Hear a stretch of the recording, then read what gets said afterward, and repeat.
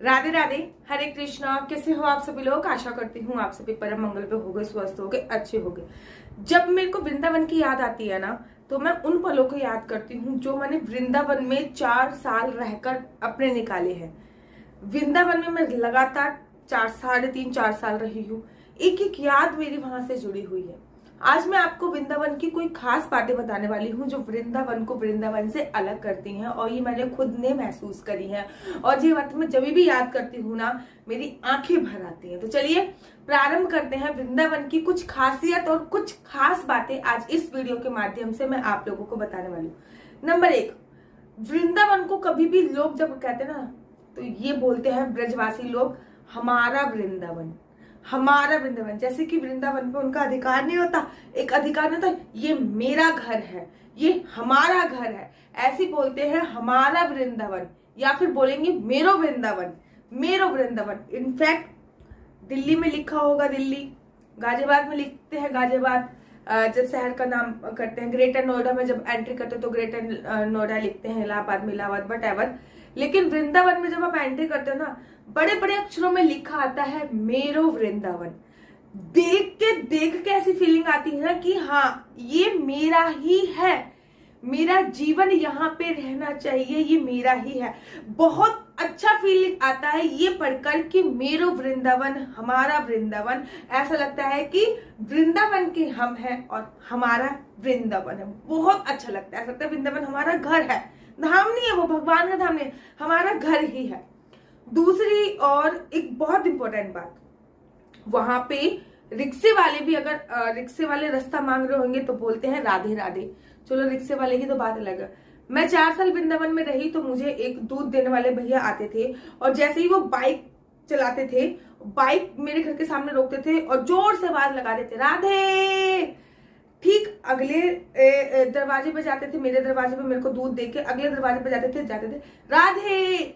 ये चीज बोल के संबोधित किया जाता है, राधे राधे राधे राधे। मतलब दूध देने वाले भैया से लेके कूड़ा डालने वाली जो गाड़ी आती है ना, वो भी राधा नाम का सिमरन करती हुई आती है। अर्थात कूड़े वाली गाड़ी आएगी, वो भी राधे राधे राधे राधे करती हुई आएगी।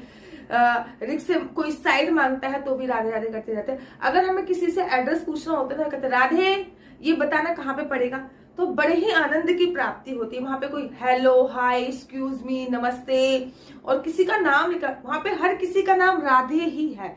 ऐसा लगता है कि ब्रज की सारी गोपियां राधे ही है, हर किसी का नाम राधे है। कूड़े वाली गाड़ी होगी, मतलब सफाई करने वाले भैया आ गए, या फिर दूध देने वाले भैया आ गए, सब्जी वाले भैया आ गए, हर कोई केवल राधे ही बोलता है। ना किसी को आंटी जी बोलते हैं, ना किसी को अंकल जी बोलते हैं, ना किसी को बहन जी बोलते हैं, ना किसी के नाम से संबोधित किए जाते हैं, केवल राधे राधे ही बोला जाता है।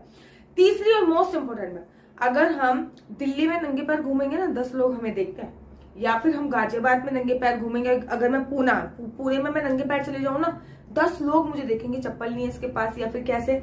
लेकिन हम वृंदावन में नंगे पैर घूम रहे हैं तो लोग समझते हैं कि दर्शन करके आ रहे हैं या परिक्रमा करके आ रहे हैं, क्योंकि आधे से ज्यादा ब्रजवासी नंगे पैर ही परिक्रमा करते हैं। 99% लोग परिक्रमा करते हैं वो नंगे पैर ही करते हैं। 1% जिनके पैरों में कोई परेशानी होती है वो चप्पल इत्यादि पहन के परिक्रमा करते हैं, बाकी सभी लोग नंगे पैर ही परिक्रमा करते हैं। तो जब भी हम लोग नंगे पैर होते हैं ना वृंदावन में, तो लोग समझते हैं कि हाँ, ये जो नंगे पैर आ रहे हैं ये परिक्रमा करके आ रहे हैं या फिर दर्शन करके आ रहे हैं। और कहीं और नंगे पैर तुम घूम के दिखा दो तो लोग तुम्हें ऐसे देखते हैं, पता नहीं क्या हो।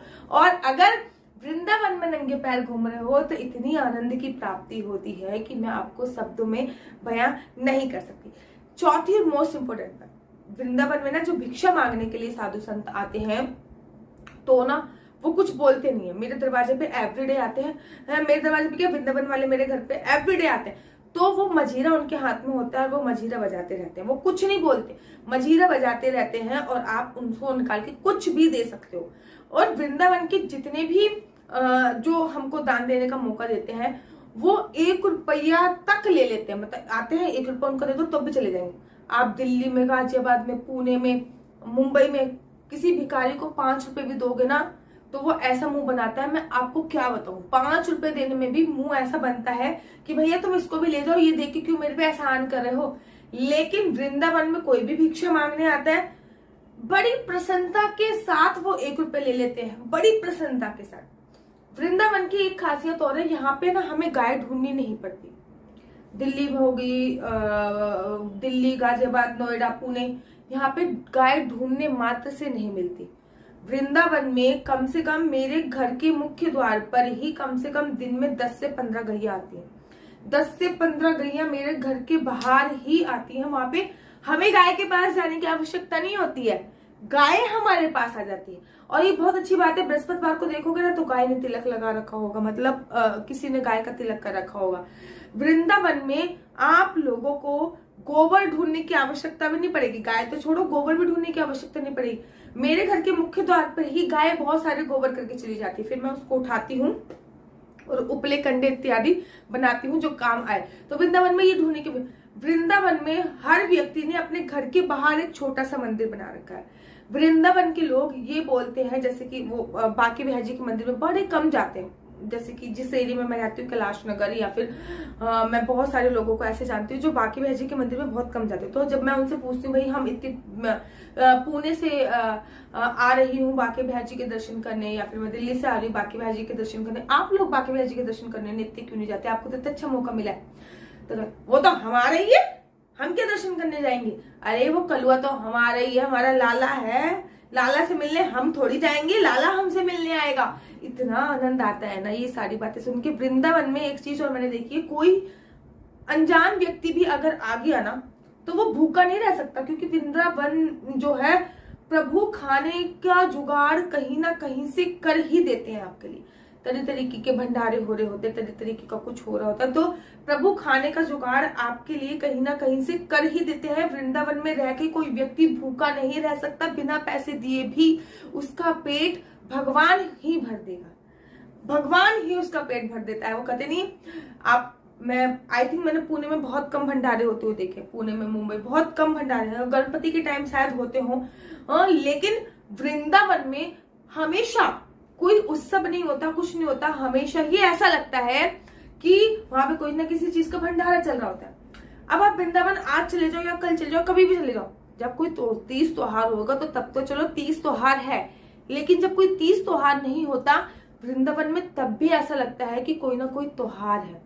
वृंदावन में हमेशा ही ऐसी फीलिंग आती है कि आज तो वृंदावन में कोई ना कोई उत्सव है। लोग पूछते हैं बाहर से आके, क्या वृंदावन में कोई त्योहार है, क्या कोई त्योहार है? नहीं, वृंदावन में डेली ही त्योहार होते हैं, ऐसा महसूस होता है। तो जब भी मुझे वृंदावन की याद आती है तो मैं वृंदावन की ये सारी बातें याद करती हूँ, मुझे बड़े आनंद की प्राप्ति होती है, बड़ी खुश होती है वृंदावन की ये सारी बातें याद करके। वहां पे जो गोलगप्पे खाने के सभी लोग बड़े शौकीन है वृंदावन में, वहां पे लस्सी पीने के सभी लोग बड़े शौकीन है। वहां की लस्सी का आनंद ही अलग है। कहते नहीं, वृंदावन जाओ और लस्सी, छाछ लस्सी ना पी के आओ तो आप क्या खा के वृंदावन जाओ। तो वहां की लस्सी छाछ का आनंद ही अलग होता है। और जो ब्रजवासी लोग होते हैं ना, अगर वो वैष्णो बिहारी जी के मंदिर में जाते हैं, बहुत कम जाते हैं दर्शन करने, क्योंकि उनको लगता है बिहारी जी हमारे ही हैं, हम बिहारी जी के ही हैं, वो तो हमारे लाला स्वरूप। अगर वो चले गए तो ब्रजवासी बड़े शौकीन होते हैं माला के, उनको लगता है कि एक माला उनके गले में अवश्य डले। और जैसे कि दिल्ली के लोग दर्शन करने के लिए गए या फिर गाजियाबाद पुणे के लोग दर्शन के लिए गए, अगर गले में उनकी माला डाल दी गोस्वामी जी ने तो वो तो तुरंत थोड़ी देर बाद माला निकाल देते, 5-10 मिनट बाद।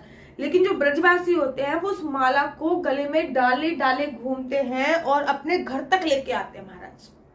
और एक चीज अचंभे की बात मैं आपको और बताती हूँ, वृंदावन की जो गैया होती है, अगर आपके गले में माला पड़ी है ना तो गैया आपके पीछे पीछे चलेगी, गैया भी आपके पीछे पीछे चलती है अगर आपके गले में माला पड़ती है। मेरे वृंदावन की ना बात ही निराली है यार, सब कुछ अलग अलग है वहां पर। आंखें बंद कर अगर आपके मन में भगवान की छवि आ जाती है, वृंदावन धाम की छवि आ जाती है, तो मैं आपसे दावे से कह सकती हूँ कि आप भी बांके बिहारी जी के परम भक्त हैं। राधे राधे, हरे कृष्णा, हरि बोल।